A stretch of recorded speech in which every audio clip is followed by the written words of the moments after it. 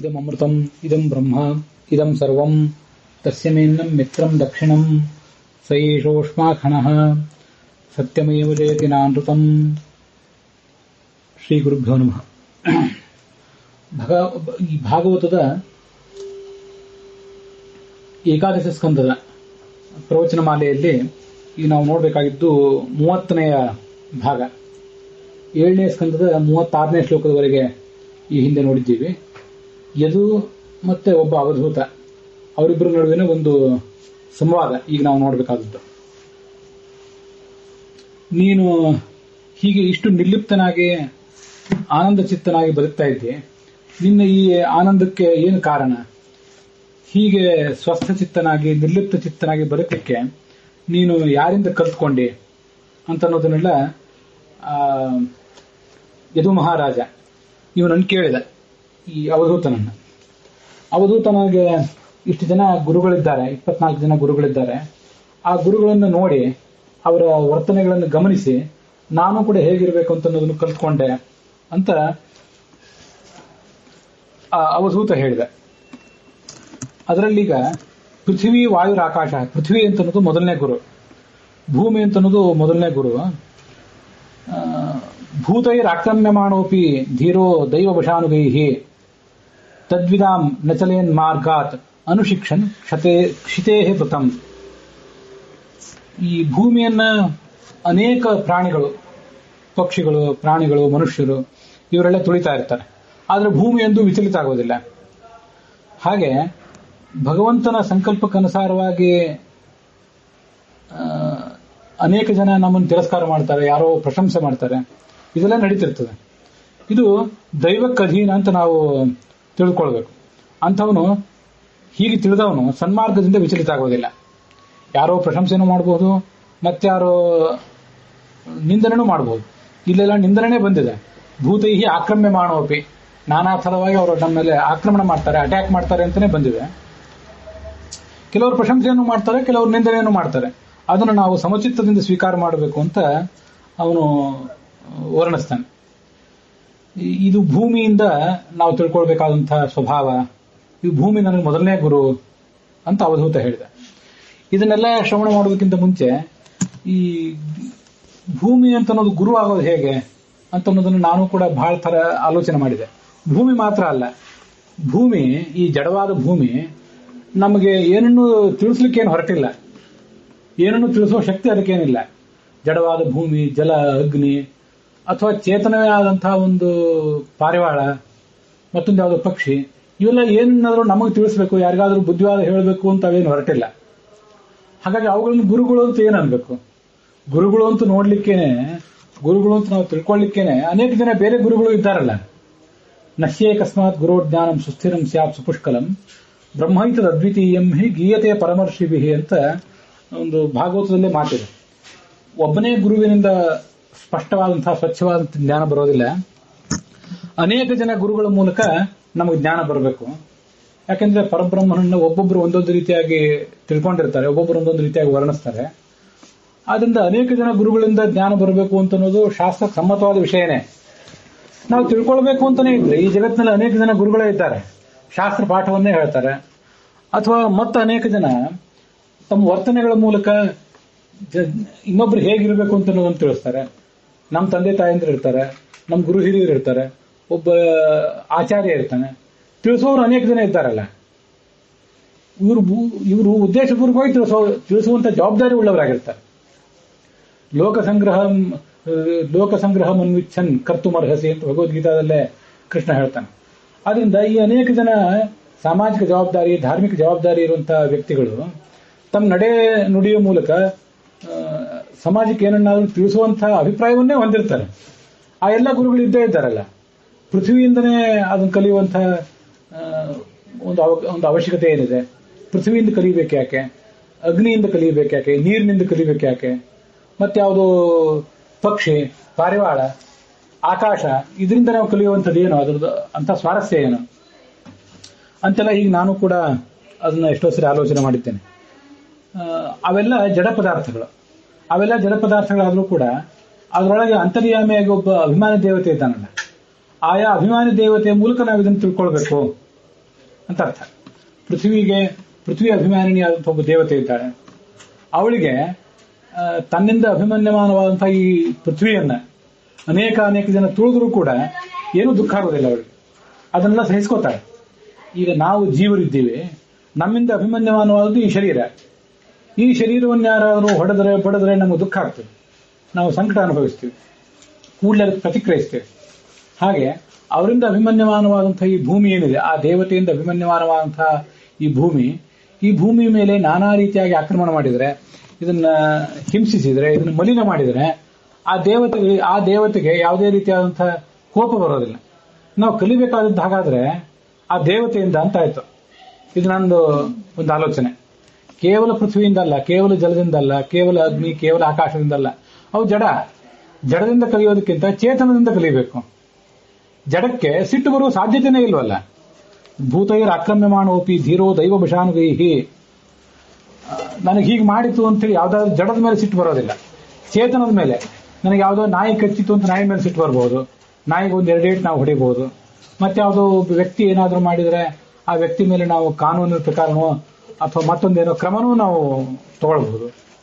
ಇದೆಲ್ಲ ಇದ್ದೇ ಇರ್ತದೆ. ಚೇತನದ ಮೂಲಕ ನಮ್ಗೆ ಏನಾದರೂ ಹಿಂಸೆ ಆದರೆ ನಮಗೆ ಕೋಪ ಬರ್ಬೋದು, ತಾಪ ಬರ್ಬೋದು. ಆದರೆ ಜಡದ ಮೂಲಕ ಏನಾದರೂ ಆದರೆ ಆ ಜಡಕ್ಕೆ ನಾವೇನು ಮಾಡೋದಿರ್ತೀವಿ?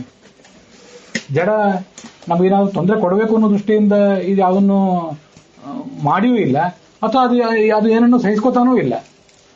ಜಡಕ್ಕೆ ಏನನ್ನಾದ್ರೂ ತಿಳಿಸುವ ಉದ್ದೇಶನೂ ಇಲ್ವಲ್ಲ. ಆದ್ರಿಂದ ಈ ಜಡ ಅಂತ ನಾವು ಆಲೋಚನೆ ಮಾಡೋದಕ್ಕಿಂತ ಚೇತನ ಅಂತ ಆಲೋಚನೆ ಮಾಡಬೇಕು. ಆ ಚೇತನಕ್ಕೆ ಯಾರಿಗಾದ್ರೂ ಏನನ್ನಾದ್ರೂ ಹಾನಿ ಮಾಡುವಂತಹ ಉದ್ದೇಶವೂ ಇದ್ದಿರ್ತದೆ ಕೆಲವು ಬಾರಿ.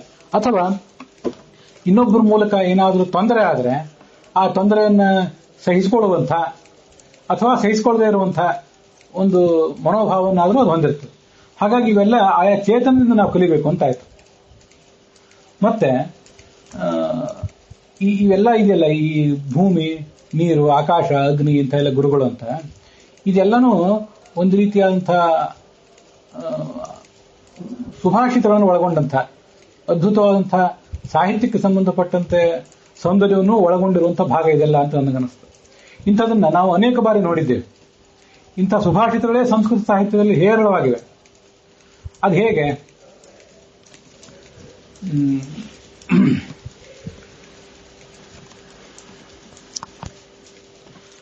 ಸುಭಾಷಿತ ಈಗ ಪೂರ್ಣವಾಗಿ ನೆನಪಿಗೆ ಬರ್ತಿಲ್ಲ, ಸಾಧ್ಯ ಆದನ್ನು ಅದನ್ನು ಹೇಳಿದ್ದೇನೆ. ಭಜಮಾನಾನ್ ರಿಪೂನಪಿ. ಈ ಸಜ್ಜನರಾದವರು ತಮ್ಮನ್ನು ಯಾರಾದರೂ ತಮಗೆ ತೊಂದರೆ ಕೊಡುವಂತಹ ಶತ್ರುಗಳೇ ಇದ್ರು, ಅವ್ರು ತಮ್ಮ ಸಮೀಪಕ್ಕೆ ಬಂದರೆ, ಮತ್ತೆ ಯಾವುದೋ ಒಂದು ಕಾರಣಕ್ಕೆ ಅವ್ರ ಸಮೀಪಕ್ಕೆ ಬಂದಾಗ ಅವರಿಗೆ ಒಳ್ಳೆಯದನ್ನೇ ಮಾಡ್ಲಿಕ್ಕೆ ಪ್ರಯತ್ನ ಪಡ್ತಾರೆ. ಅದಕ್ಕೆ ದೃಷ್ಟಾಂತ ಏನಂತಂದ್ರೆ, ಸಪತ್ನೀಹಿ ಪ್ರಾಪಯಂತ್ಯಬ್ಧಿಂ ಸಿಂಧವೋ ನಗನಿಮ್ನಗಾಹ. ಈ ಪರ್ವತದಿಂದ ಕೆಳಗೆ ಹರಿದು ಬರುವಂತಹ ಗಂಗಾ ನದಿ ಮೊದಲಾದ ನದಿಗಳಿವೆಯಲ್ಲ, ಮಹಾನದಿಗಳು, ಇವೆಲ್ಲ ಸಮುದ್ರವನ್ನು ಹೋಗಿ ಸೇರ್ತಾರೆ. ಆ ಸಮುದ್ರವನ್ನು ಸೇರುವ ಮಾರ್ಗದಲ್ಲಿ ಆ ಗಂಗಾ ನದಿಗೆ ಜೊತೆಯಾಗಿ ಅನೇಕ ಬೇರೆ ಬೇರೆ ಸಣ್ಣ ಪುಟ್ಟ ನದಿಗಳು ಬರ್ತವೆ. ಸಮುದ್ರ ಅನ್ನೋದೊಂದು ಗಂಡ, ಆ ಗಂಡನನ್ನ ಈ ಹೆಂಡತಿಯಾದಂತಹ ನದಿ ಹೋಗಿ ಸೇರುವ ಮಾರ್ಗದಲ್ಲಿ ಅನೇಕ ಜನ ಸವತಿಯರು ಅದಕ್ಕೆ ಸೇರ್ಕೋತಾರೆ. ಸಣ್ಣ ಪುಟ್ಟ ಝರಿಗಳು. ಗಂಗಾ ನದಿಗೆ ಯಮುನಾ ನದಿನೇ ಸೇರ್ಕೋತದಲ್ಲ. ಗಂಗೆಗೆ ಯಮುನೆ ಸರಸ್ವತಿಯರು ಸೇರ್ಕೊಂಡೇ ಮುಂದೆ ಆ ಗಂಗೆ ಹೋಗಿ ಸಮುದ್ರಕ್ಕೆ ಸೇರೋದು. ಇಂಥದ್ದೆಲ್ಲ ಇದ್ದೇ ಇದೆಯಲ್ಲ. ಹಾಗಾಗಿ ಸಪತ್ನೀಹಿ ಪ್ರಾಪಯಂತ್ಯಬ್ಧಿಂ ಸಿಂಧವಃ ನಗನಿಮ್ನಗಾಹ. ಎಲ್ಲಾ ನದಿಗಳು ಪರ್ವತದಿಂದ ಕೆಳಗೆ ಇಳಿದು ಹರಿದು ಬರುವಂತಹ ನದಿಗಳು ತಮಗೆ ಸವತಿಯರಾದಂತಹ ನದಿಗಳನ್ನು ಕೂಡ, ಸಣ್ಣ ಪುಟ್ಟ ಝರಿಗಳನ್ನು ಕೂಡ ಸಮುದ್ರದ ಕಡೆಗೆ ಹೋಗಿ ಮುಟ್ಟಿಸ್ತವೆ ಅಂತಿದೆ. ಹಾಗಾದ್ರೆ ಆ ದೃಷ್ಟಾಂತವನ್ನು ಯಾಕೆ ಕೊಟ್ಟ ಆ ಕವಿ?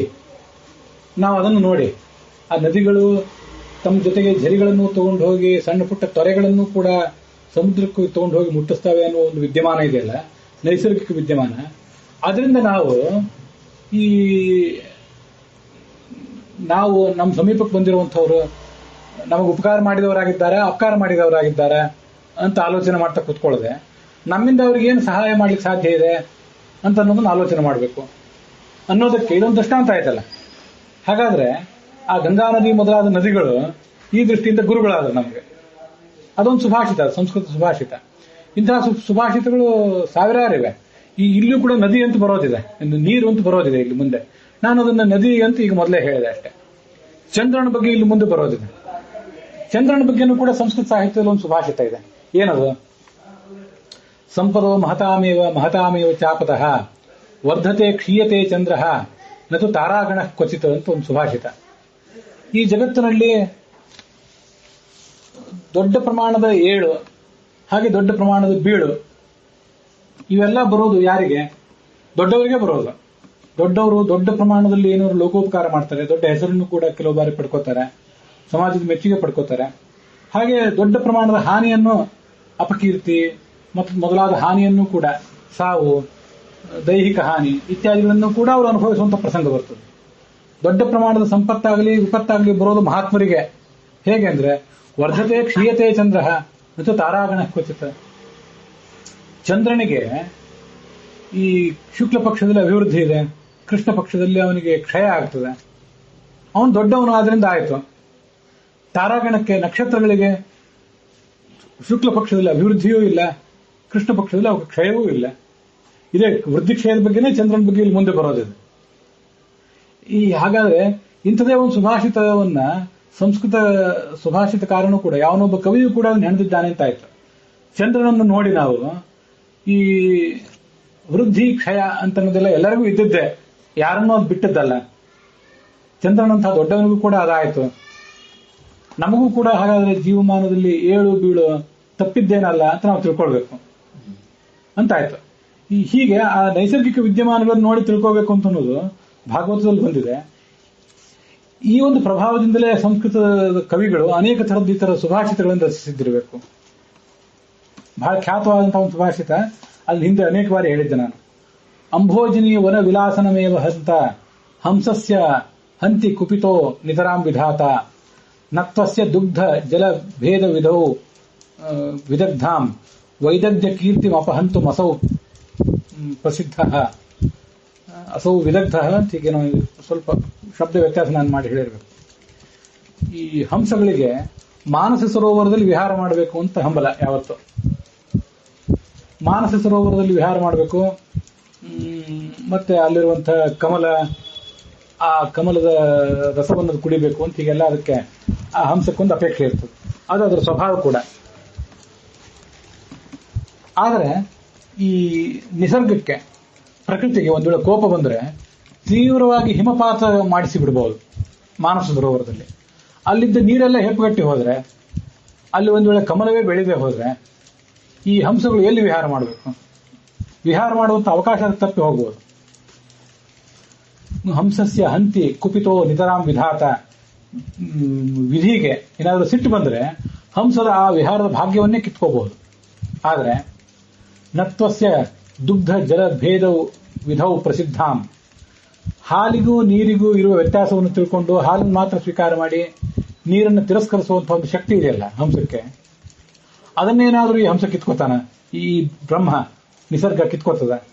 ಯಾವ ಚಳಿಗಾಲವೇ ಇರಲಿ, ಮತ್ತೆ ಯಾವುದೇ ಬೇಸಿಗೆ ಬರಲಿ, ಮತ್ತೆ ಮಳೆಗಾಲ ಬರಲಿ, ಯಾವ ಕಾಲಕ್ಕೂ ಕೂಡ ಹಂಸಕ್ಕಿರುವಂತಹ ಆ ಶಕ್ತಿಯನ್ನು ಅವನಿಗೆ ಕಿತ್ಕೊಳ್ಳಿಕ್ಕೆ ಸಾಧ್ಯ ಇಲ್ಲ.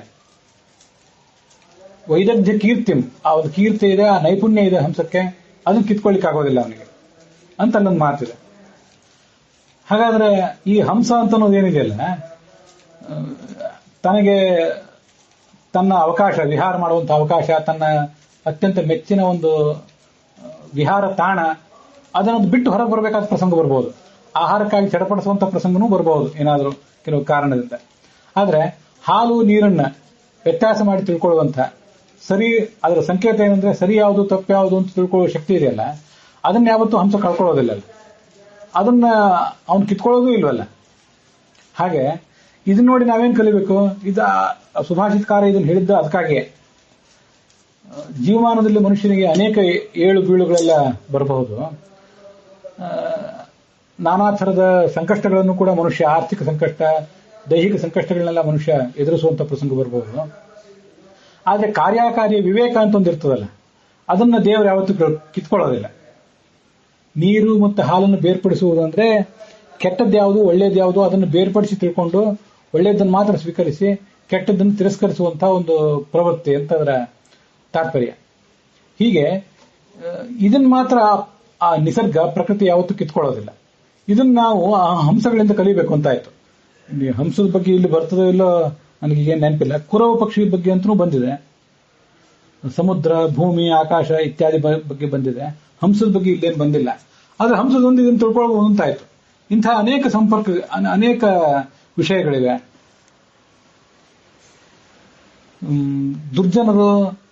ದುರ್ಜನರ ಸಂಪರ್ಕಕ್ಕೆ ಸಜ್ಜನರು ಬರಬಹುದು ಅನೇಕ ಬಾರಿ. ಸ್ವಭಾವಂ ನೈವ ಮುಂಚಂತೆ ಸಂತಹ ಸಂಸರ್ಗತಃ ಅಸತಾಂ. ದುರ್ಜನರ ಸಂಪರ್ಕ ಆದರೂ ಕೂಡ ಸಜ್ಜನರಾದವರು ತಮ್ಮ ಸ್ವಭಾವವನ್ನು ಬಿಡೋದಿಲ್ಲ, ತಮ್ಮ ಸ್ವಭಾವವನ್ನು ಬಿಟ್ಕೊಡೋದಿಲ್ಲ.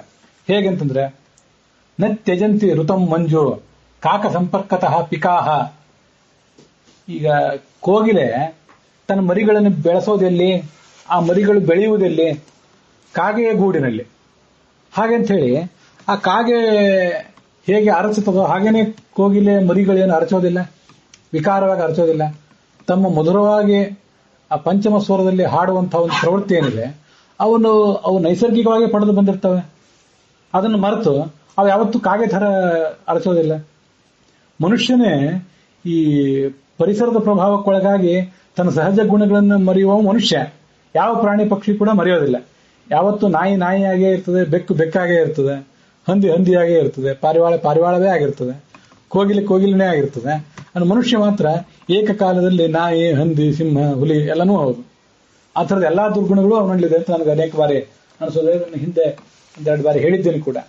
ಹಾಗಾದ್ರೆ ನಮಗೆ ಕೋಗಿಲೆಗಳು ತಮ್ಮ ಸ್ವಾಭಾವಿಕವಾದ ಒಂದು ಹಾಡುವ ಕಲೆಯನ್ನು ಮರೆತಿಲ್ಲ. ನೀನ್ಯಾಕೆ ಈ ದುರ್ಜನರ ಸಂಪರ್ಕಕ್ಕೆ ಒಳಗಾದಿ, ಅಥವಾ ಆದರೂ ಕೂಡ ನಿನ್ನ ಸ್ವಭಾವವನ್ನು ನೀನ್ಯಾಕೆ ಬಿಟ್ಕೊಟ್ಟಿ ಅಂತ ನಮ್ಮನ್ನು ಕೇಳಿದಂಗಲ್ವಾ ಆ ಸುಭಾಷಿತದ ಮೂಲಕ. ಹಾಗಾಗಿ ಇವೆಲ್ಲಾ ಸುಭಾಷಿತಗಳು ಕೂಡ ಯಾವ್ದಾದ್ರು ಜಡವಾದ ವಸ್ತುಗಳು ಮತ್ತು ಚೇತನವಾದ ವಸ್ತುಗಳು, ಆ ವಸ್ತುಗಳನ್ನು ನಮಗೆ ದೃಷ್ಟಾಂತವನ್ನಾಗಿ ಕೊಡುವ ಮೂಲಕ ಇದ್ರ ಮೂಲಕ ನೀನ್ಯಾಕೆ ತಿಳ್ಕೋಬಾರ್ದು ಅಂತ ನಮ್ಗೆ ಕೇಳಿದಂತಾನೆ ಅಲ್ವಾ. ಇದರಲ್ಲಿ ಎಲ್ಲಾ ಕಡೆನೂ ಕೂಡ ಸಾಹಿತ್ಯಕ್ಕೆ ಸಂಬಂಧಪಟ್ಟಂತ ಒಂದು ಸೌಂದರ್ಯ ಇದೆ. ಈ ಎಲ್ಲಾ ಸುಭಾಷಿತಗಳಲ್ಲೂ ಇದೆ, ಈ ಭಾಗವತದ ಈ ಶ್ಲೋಕಗಳಲ್ಲೂ ಇದೆ. ಹೀಗೆ ಸಾಹಿತ್ಯದ ದೃಷ್ಟಿಯಲ್ಲೂ ಕೂಡ ನಾವು ಇದನ್ನು ಅಭ್ಯಾಸ ಮಾಡಬಹುದು. ಮತ್ತೆ ಅಭಿಮಾನಿ ದೇವತೆಗಳು ಒಳಗಿದ್ದಾರೆ. ನೀರಿನಲ್ಲಿ ಒಬ್ಬ ಇದ್ದಾನೆ, ಪೃಥ್ವಿಯಲ್ಲಿ ಒಬ್ಬಳಿದ್ದಾಳೆ, ಅಗ್ನಿಯಲ್ಲಿದ್ದಾನೆ, ಆಕಾಶದಲ್ಲಿದ್ದಾನೆ.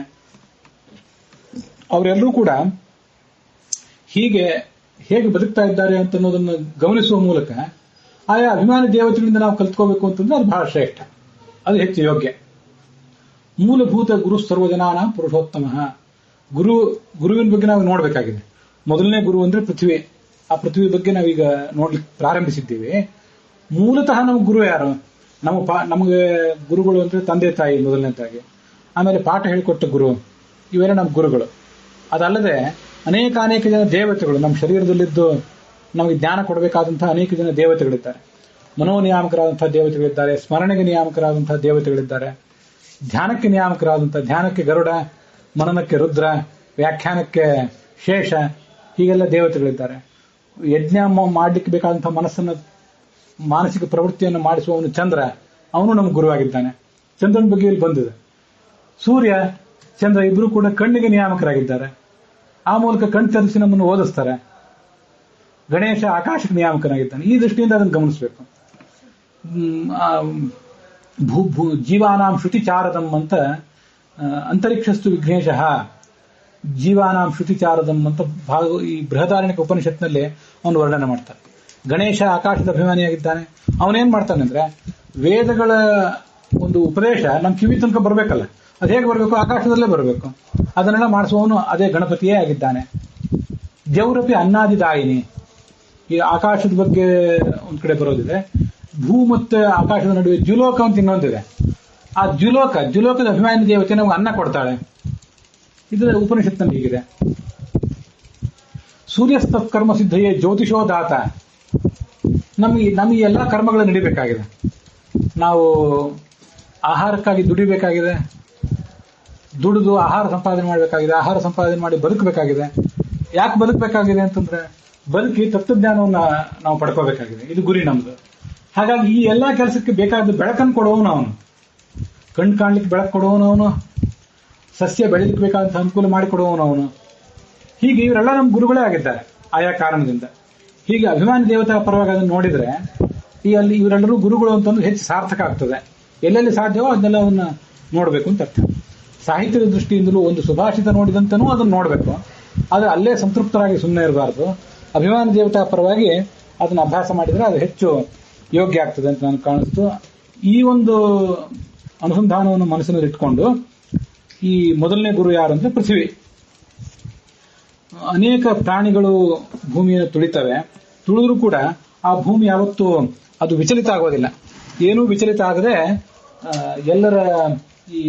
ಎಲ್ಲರೂ ಮಾಡುವಂತಹ ಅಪಚಾರವನ್ನೆಲ್ಲ ಆ ಭೂಮಿ ಸಹಿಸ್ಕೋತಾ ಇರ್ತದೆ. ಅವ್ರು ಮಾಡುವಂತಹ ಮಾಲಿನ್ಯವನ್ನೆಲ್ಲ ಆ ಭೂಮಿ ಸಹಿಸ್ಕೋತಾ ಇರ್ತದೆ ಅಂತ ಅವಧೂತ ಯದು ಮಹಾರಾಜನಿಗೆ ಅದನ್ನ ವರ್ಣಿಸಿದ.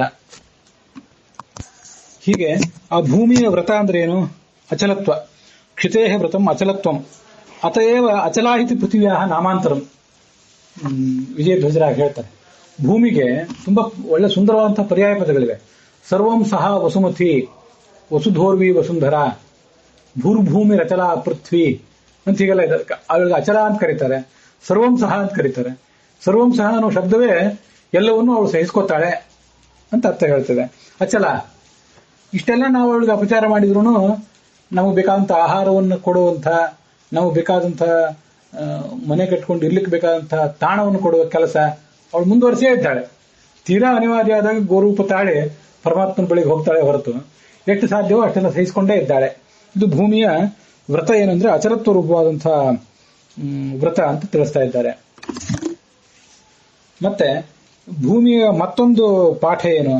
ಭೂಮಿಯಿಂದ ನಮಗೆ ಸಿಗುವಂತ ಮತ್ತೊಂದು ಪಾಠ ಅಂತಂದ್ರೆ ಶಶ್ವತ್ ಪರಾರ್ಥ ಸರ್ವೇಹಾಂ ಪರಾರ್ಥೈಕಾಂತ ಸಂಭವಂ ಸಾಧು ಶಿಕ್ಷೇತ ಭೂಮೇಶ್ಚ ಅನುಶಿಕ್ಷಂ ವ್ರತಾಂತರಂ. ಸಜ್ಜನ ಹೇಗೆ ತಿಳ್ಕೋಬೇಕು ಅಂತಂದ್ರೆ, ನಾನು ಎಲ್ಲಾ ಪ್ರವೃತ್ತಿ, ನಾನೇನೇನು ಕೆಲಸ ಮಾಡ್ತಾ ಇದ್ದೀನಿ, ಈ ಎಲ್ಲಾ ಕೆಲಸಗಳು ಕೂಡ ಸಜ್ಜನರ ಲಾಭಕ್ಕಾಗಿದೆ. ಸಜ್ಜನರಿಗೆ ಏನಾದರೂ ಇದರಿಂದ ಉಪಯೋಗವಾಗಲಿ, ನನ್ನ ನಡೆ ನುಡಿ ಎಲ್ಲವೂ ಅವರಿಗೆ ಉಪಯುಕ್ತವಾಗಲಿ, ನನ್ನ ಸಂಪತ್ತು ಕೂಡ ಅವರಿಗೆ ಉಪಯುಕ್ತವಾಗಲಿ. ಈ ಒಂದು ಪಾಠವನ್ನು ಕೂಡ ನಾನು ಭೂಮಿಯಿಂದ ಕಲ್ತ್ಕೊಂಡೆ ಅಂತ ವರ್ಣಿಸ್ತಾನೆ. ಪರಾರ್ಥೈಕಾಂತ ಸಂಭವಂ ಅಂತ ಹೀಗಿದೆ. ಪರಾರ್ಥೈಕಾಂತ ಸಂಭವ ಅಂತಂದ್ರೆ ಅದಕ್ಕೆ ಭಾಗವತ ತಾತ್ಪರ್ಯದಲ್ಲಿ ಅದರ ಅರ್ಥವನ್ನ ಹೀಗೆ ವರ್ಣಿಸಿದ್ದಾರೆ. ತನ್ನಲ್ಲಿರುವಂತಹ ಐಹಿಕ ಪಾರತ್ರಿಕ ಸಂಪತ್ತೆಲ್ಲವೂ ಕೂಡ ಪರಮಾತ್ಮನ ಭಕ್ತರಾದಂತಹ ಜ್ಞಾನಿ ಅವರ ಗುಂಪೇನಿದೆ ಅವರ ಉಪಯೋಗಕ್ಕಾಗಿ ಇದಿರಬೇಕು. ಪರಾರ್ಥೈಕಾಂತ ಸಂಭವಂ ಆತ್ಮನಃ ವೃದ್ಧಿಶ್ಚ ಪರಾರ್ಥ ಇತಿ. ತನ್ನ ಸಂಪತ್ ಸಮೃದ್ಧಿ ಪರದಿಗಾಗಿ ಇರಬೇಕು.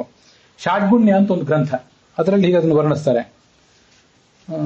ಸಜ್ಜನಾರ್ಥೇ ಅನುಮನ್ಯೇತ ಐಹಿಕೀಂ ವೃದ್ಧಿಮಾತ್ಮನಃ. ಈ ಜಗತ್ತಿನಲ್ಲಿ ನಾವು ಗಳಿಸಿದಂತಹ ಎಲ್ಲಾ ಏಳಿಗೆಯನ್ನು ಕೂಡ ಸಜ್ಜನರಿಗಾಗಿ ಉಪಯೋಗಿಸಬೇಕು. ಪಾರತ್ರಿಕವಾದಂತಹ ಈ ಜ್ಞಾನ ಭಕ್ತಾದಿ ಸಂಪತ್ತೇನಿದೆ, ಎರಡು ತರ ಸಂಪತ್ತು ನಮಗೆ. ಒಂದು ಐಹಿಕ ಸಂಪತ್ತು, ಸಜ್ಜನರಿಗಾಗಿ ಇದನ್ನು ಉಪಯೋಗ ಮಾಡಬೇಕು, ದಾನ ಮಾಡಲಿಕ್ಕೆ ಇತ್ಯಾದಿ ಕಾರಣಕ್ಕಾಗಿ. ಪಾರತ್ರಿಕವಾದಂತಹ ಜ್ಞಾನ ಭಕ್ತಾದಿ ಸಂಪತ್ತೇನಿದೆ ಅದನ್ನು ಮತ್ತೆ ಧನಧಾನ್ಯಾದಿ ಸಂಪತ್ತನ್ನು ಎರಡನ್ನೂ ಕೂಡ ಗುರುಗಳ ದೇವರ ಪ್ರೀತಿಗಾಗಿ ಬಳಸಬೇಕು. ಪಾರತ್ರಿಕೀಂ ಐಹಿಕೀಂ ಚ ಪ್ರೀತಯೇ ಗುರುದೇವಯೋಹ. ಅವರಿಬ್ಬರ ಪ್ರೀತಿಗಾಗಿ ಅದನ್ನ ನಾವು ಉಪಯೋಗ ಮಾಡಬೇಕು. ದೇವರು ಅಂತಂದ್ರೆ ಎಲ್ಲಾ ದೇವತೆಗಳು, ಗುರುಗಳು ಅಂತಂದ್ರೆ ಸ್ವೋತ್ತಮರು ಅಂತ ಹೀಗರ್ಥ. ದೇವತಾನಾಂಚ ಸರ್ವೇಶಾಂ ಸ್ವೋತ್ತಮಾನಾಂಚ ಸರ್ವಶಃ. ಇದನ್ನೆಲ್ಲ ನಾವು ಪೃಥ್ವಿಯಿಂದ ಕಲಿಬೇಕು ಅಂತ ಆದಾಗ, ಪೃಥ್ವಿ ಜಡವಾದ ಪೃಥ್ವಿ ಇದನ್ನೆಲ್ಲ ಮಾಡ್ತಾ ಇದೆಯಾ? ತನ್ನಲ್ಲಿರುವ ಸಂಪತ್ತನ್ನ ಅದು ನಮ್ಮಂಥ ಸಾಮಾನ್ಯರೇನಿದ್ದೇವೆ, ಈ ಜಗತ್ತಿನಲ್ಲಿ ವಾಸಿಸುವಂತಹ ಮನುಷ್ಯರು, ಪ್ರಾಣಿಗಳು, ಪಕ್ಷಿಗಳು, ಇವರಿಗೆ ಕೊಡ್ತಾ ಇದೆ. ನಾವು ಗುರು ದೇವತೆಗಳ ಪ್ರೀತಿಗಾಗಿ ನಮ್ಮ ಸಂಪತ್ತನ್ನು ಉಪಯೋಗ ಮಾಡಬೇಕು ಅಂತ ಏನು ಮಾತು ಬಂತಲ್ಲ, ಇದನ್ನ ಜಡವಾದ ಪೃಥ್ವಿ ಮಾಡ್ತಾ ಇಲ್ಲ. ಆದ್ರೆ ಚೇತನವಾದ ಪೃಥ್ವಿ ಇದನ್ನು ಮಾಡ್ತಿದೆ. ಚೇತನವಾದ ಪೃಥ್ವಿ ತನಗಿಂತ ಹಿರಿಯರಾದಂತಹ ಎಲ್ಲ ದೇವತೆಗಳು, ಗುರುಗಳು, ಋಷಿಗಳು ಇತ್ಯಾದಿಗಳೇನಿದ್ದಾರೆ ಅವರ ಪ್ರೀತಿಗಾಗಿ ತನ್ನದೆಲ್ಲವನ್ನೂ ಅದು ವಿನಿಯೋಗ ಮಾಡಲಿಕ್ಕೆ ಅವಕಾಶ ಮಾಡಿಕೊಡ್ತದೆ. ಇದು ಪೃಥ್ವಿಯಿಂದ ನಾವು ಕಲಿಯುವಂತಹ ಒಂದು ಪಾಠ. ಇದಕ್ಕೂ ಕೂಡ ಸುಭಾಷಿತ ಇದ್ದೇ ಇದೆ. ಪೃಥ್ವಿಗೆ ಸಂಬಂಧಪಟ್ಟಂತೆ, ನೇರವಾಗಿ ಪೃಥ್ವಿಗೆ ಸಂಬಂಧಪಟ್ಟಂತೆ ಇಲ್ಲದೆ ಹೋದ್ರೂ ಕೂಡ, ಪರೋಪಕಾರಾಯ ಫಲಂತಿ ವೃಕ್ಷಾಃ ಪರೋಪಕಾರಾಯ ವಹಂತಿ ಫಲಂತಿ ವೃಕ್ಷಾಃ ಪರೋಪಕಾರಾಯ ದುಹಂತಿ ಗಾವಃ ಪರೋಪಕಾರಾರ್ಥಂ ಇದಂ ಶರೀರಂ. ಹಸು ಹಾಲು ಕರೀತದೆ, ಯಾರಿಗಾಗಿ? ಪರೋಪಕಾರಾಯ. ಹಸುವಿಗೆ ಒಂದು ಮಟ್ಟಿಗೆ ಗೊತ್ತಾಗಬಹುದು, ನಾನು ಹಾಲು ಕರಿತಾ ಇದ್ದೇನೆ, ನನ್ನ ಕರುವಿಗೆ ಇದನ್ನು ಕುಡಿಸ್ತಾ ಇದ್ದೇನೆ, ಅದಲ್ಲದೆ ಈ ಉಳಿದ ಜನರು ಕೂಡ ಈ ಹಾಲನ್ನು ಉಪಯೋಗ ಮಾಡ್ತಿದ್ದಾರೆ ಅಂತ ಅದಕ್ಕೆ ಗೊತ್ತಾಗಬಹುದು. ಯಾಕೆಂದ್ರೆ ಹಸುವಿನ ಮೆದುಳು, ಅದರ ಬುದ್ಧಿಶಕ್ತಿ ಒಂದು ಸ್ವಲ್ಪ ಡೆವಲಪ್ಡ್ ಆಗಿದೆ. ಪ್ರಾಣಿಗಳ ಬುದ್ಧಿಶಕ್ತಿ ತೀರಾ ಪ್ರಾಥಮಿಕ ಮಟ್ಟದಲ್ಲಿ ಇರ್ತದೆ. ಚೇತನ ಅದರೊಳಗಿದೆ, ಆ ಗಿಡದೊಳಗೆ, ವೃಕ್ಷದೊಳಗೆ. ಆದ್ರೆ ನಾನು ಯಾರಿಗಾಗಿ ಹಣ್ಣು ಬಿಡ್ತಾ ಇದ್ದೀನಿ, ಹಣ್ಣು ಯಾರು ಕಿತ್ಕೊಂಡು ಹೋಗ್ತಿದ್ದಾರೆ, ಅದನ್ನೇನು ಏನು ಉಪಯೋಗ ಮಾಡ್ತಿದ್ದಾರೆ ಅನ್ನೋ ತಿಳ್ಕೊಳ್ಳೋ ಶಕ್ತಿ ಅದಕ್ಕಿರೋದಿಲ್ಲ. ಅದಕ್ಕೂ ಕೂಡ ಭಯ, ಪ್ರೀತಿ ಇದೆಲ್ಲ ಇದೆ ಅಂತ ಹೇಳ್ತಾರೆ. ವಿಜ್ಞಾನಿಗಳು ಅದನ್ನ ಕಂಡು ಹಿಡಿದಿದ್ದಾರೆ. ಯಾರೋ ಅದನ್ನ ಕಡಿಲಿಕ್ಕೆ ಬಂದಾಗ ಅದು ಭಯ ಪಡ್ತದಂತೆ, ನೀರು ಹಾಕಿದಾಗ ಅದು ಸಂತೋಷ ಪಡ್ತದಂತೆ. ನೀರು ಹಾಕ್ಲಿಕ್ಕೆ ಬಂದಂತಹ ಮನುಷ್ಯ, ನಿತ್ಯ ಅದಕ್ಕೆ ನೀವೊಬ್ಬ ಮನುಷ್ಯ ಹಾಕ್ತಾ ಇದ್ರೆ ಅದನ್ನ ನೋಡಿ ಅದು ಸಂತೋಷ ಪಡ್ತದಂತೆ. ಇದನ್ನೆಲ್ಲ ನಾವು ಗಮನಿಸಬಹುದು. ಆದ್ರೆ ತಾನು ಹಣ್ಣು ಬಿಡ್ತಾ ಇರೋದು ಇನ್ನೊಬ್ಬರಿಗಾಗಿ ಅಂತ ಅದಕ್ಕೆ ಗೊತ್ತಿಲ್ಲ. ಹಸುವಿಗೆ ಗೊತ್ತಾಗಬಹುದು. ಪರೋಪಕಾರಾಯ ಫಲಂತಿ ನದ್ಯ, ಪರೋಪಕಾರಾಯ ವಹಂತಿ ನದ್ಯ. ನದಿಗಳು ಇನ್ನೊಬ್ಬರು ಉಪಕಾರಕ್ಕಾಗಿಯೇ ಹರಿಯೋದು ಅಂತಿದೆಯಲ್ಲ, ಜಡವಾದ ನೀರಿಗೆ ಅದೇನು ಗೊತ್ತಿದೆ? ಅದು ಗೊತ್ತಿಲ್ಲ. ಆದರೆ ಗಂಗಾ ನದಿಗೆ ಅಭಿಮಾನಿಯಾದ ದೇವತೆ ಯಮುನೆ, ಕೃಷ್ಣೆ, ಗೋದಾವರಿ, ಇದಕ್ಕೆಲ್ಲದಕ್ಕೂ ಅಭಿಮಾನಿಯಾದಂತಹ ದೇವತೆಗಳೇನಿದ್ದಾರೆ ಅವರು ಈ ಎಲ್ಲಾ ಜನರನ್ನ ನಾವು ಸ್ಥಾನಪಾನಾದಿಗಳ ಮೂಲಕ, ನಮ್ಮಲ್ಲಿ ಅವರು ಸ್ಥಾನಪಾನಾದಿಗಳನ್ನು ಮಾಡಿ ಅವರು ಪವಿತ್ರರಾಗಬೇಕಾಗಿದೆ, ಆಗಲಿ ಅಂತ ಅವರು ಅವಕಾಶ ಮಾಡಿಕೊಡ್ತಾರೆ. ಇದು ಅವ್ರಿಗೆ ಗೊತ್ತಿದೆ. ಹಾಗೆ ಆ ದೇವತೆಗಳ ಮೂಲಕ, ನದಿ ಅಭಿಮಾನಿ ದೇವತೆಗಳ ಮೂಲಕ, ವೃಕ್ಷಾಭಿಮಾನಿ ದೇವತೆಗಳ ಮೂಲಕ, ವೃಕ್ಷಾಭಿಮಾನಿ ದೇವತೆಗಳಂತೂ ಇದ್ದೇ ಇದ್ದಾರೆ, ಗೋವಿಗೆ ಅಭಿಮಾನಿಗಳಾದಂತಹ ಅನೇಕ ಜನ ದೇವತೆಗಳಿದ್ದಾರೆ. ಅವರೆಲ್ಲರ ಮೂಲಕ ಪರೋಪಕಾರಕ್ಕಾಗಿ ನಮ್ಮ ಶರೀರ ಇದೆ ಅಂತ ನಾವು ತಿಳ್ಕೋಬೇಕು. ಅದು ಆ ಸುಭಾಷಿತದ ಅರ್ಥ. ಹಾಗೆ ಭೂಮಿಯೂ ಕೂಡ, ಈ ಜಡವಾದ ಭೂಮಿ ಮತ್ತೆ ಭೂಮಿಗೆ ಅಭಿಮಾನಿಯಾದಂತಹ ದೇವತೆ ಪರೋಪಕಾರಕ್ಕಾಗಿ ಇದ್ದಾಳೆ, ಅವಳು ಈ ಎಲ್ಲ ಕಾರ್ಯಗಳನ್ನು ಮಾಡ್ತಿದ್ದಾಳೆ ಅಂತ ನಾವು ತಿಳ್ಕೊಳ್ಬೇಕು. ಹಾಗೆ ತಿಳ್ಕೊಂಡ್ರೆ ಹೆಚ್ಚಿನ ಪಾಠ ಆಗ್ತದೆ. ಕೇವಲ ಸಾಹಿತ್ಯ ಸೌಂದರ್ಯವನ್ನು ಆಸ್ವಾದಿಸಿ ಜಡವಾದ ಭೂಮಿ ಹೀಗಿದೆ, ನಾವು ಹಾಗಿರಬೇಕು ಅಂತ ತಿಳ್ಕೊಂಡ್ರೆ ಅದು ಸಂದೇಶ, ಅದ್ರ ಮೆಸೇಜ್ ನಮಗೆ ಪೂರ್ಣವಾಗಿ ಮನಸ್ಸಿಗೆ ನಾಟ್ಲಿಕ್ಕಿಲ್ಲ. ಅದು ಚೇತನ ಅಂತ ತಿಳ್ಕೊಂಡ್ರೆ ಆ ಚೇತನ ನಮಗೇನೋ ತಿಳಿಸ್ಲಿಕ್ಕೆ ಹೊರಟಿದೆ. ಕೇಳುವ ಕಿವಿ ನಮಗಿದ್ರೆ, ತೆರೆದುಕೊಳ್ಳುವಂತ ಮನಸ್ಸು ನಮಗಿದ್ರೆ, ಅದರೊಳಗಿರುವಂತಹ ಚೇತನ ನಮಗೇನೋ ತಿಳಿಸ್ತಾ ಇದೆ ಅಂತ ನಾವು ತಿಳ್ಕೊಳ್ಬಹುದು. ಇದು ಪೃಥ್ವಿಯಿಂದ ಆಯಿತು. ಇದು ಮೊದಲನೇ ಗುರು. ವಾಯು ಈ ಅವಧೂತನ ಎರಡನೇ ಗುರು ಅಂತ ಇಲ್ಲಿ ಮುಂದೆ ವರ್ಣಿಸ್ತಾರೆ. ಪ್ರಾಣವೃತ್ತೇವ ಸಂತುಷ್ಯನ್ ಮುನಿ ನೈವೇಂದ್ರಿಯ ಪ್ರಿಯೈ ಜ್ಞಾನಂ ಯಥಾ ನ ನಶ್ಯೇತ ನಾವಕೀರ್ಯೇತ ವಾಂಗ್ಮನಃ. ನಾವಕೀರ್ಯೇತ ವಾಮನಃ ಅಂತಲೂ ಕೂಡ ಒಂದು ಪಾಠ ಇದೆ. ಈ ಪ್ರಾಣವಾಯು ಏನಿದೆ ಅದಕ್ಕೆ ಆಹಾರದ ವಿಷಯದಲ್ಲಿ ಒಂದು ಸಂಯಮ ಇರ್ತದಂತೆ. ಅದನ್ನು ನಾವು ವಾಯುವಿನಿಂದ ಕಲಿಬೇಕು ಅಂತ ಅಲ್ಲಿ ವರ್ಣಿಸ್ತಾರೆ. ಆಹಾರವನ್ನ ಮುನಿಯಾದವನು ಎಷ್ಟು ಸ್ವೀಕಾರ ಮಾಡಬೇಕು? ಯುಕ್ತಾಹಾರ ವಿಹಾರಸ್ಯ ಅಂತ ಭಗವದ್ಗೀತಾದಲ್ಲಿ ಬಂದಿದೆ. ನಾತ್ಯಶ್ನತಸ್ತು ಯೋಗೋಸ್ತಿ ನಚೈಕಾಂತ ಅನಶ್ನತಃ ಭಗವದ್ಗೀತಾದಲ್ಲಿದೆ. ವಿಪರೀತ ಊಟ ಮಾಡಿಬಿಟ್ರೆ ಆಲಸ್ಯ ಬಂದ್ಬಿಡ್ತದೆ ಮನುಷ್ಯನಿಗೆ. ಅದರಿಂದ ವಿಪರೀತವಾದ ಭೋಜನನೂ ಮಾಡಬಾರದು. ನಚೈಕಾಂತ ಅನಶ್ನತಃ, ನಾವು ಊಟ ಮಾಡದೇನೆ ಉಪವಾಸ ಇದ್ದುಬಿಟ್ರೆ ಮನುಷ್ಯನಿಗೆ ಅಶಕ್ತಿ ಬಂದು ಅದರಿಂದ ಅವನು ಮಾಡಬೇಕಾದಂತಹ ಜ್ಞಾನ ಕಾರ್ಯವನ್ನು ಮಾಡಲಿಕ್ಕೆ ಆಗದೇ ಇರುವಂತಹ ಸಾಧ್ಯತೆ ಇದೆ. ಅದನ್ನು ಕೂಡ ಅವನು ಮಾಡಬಾರದು.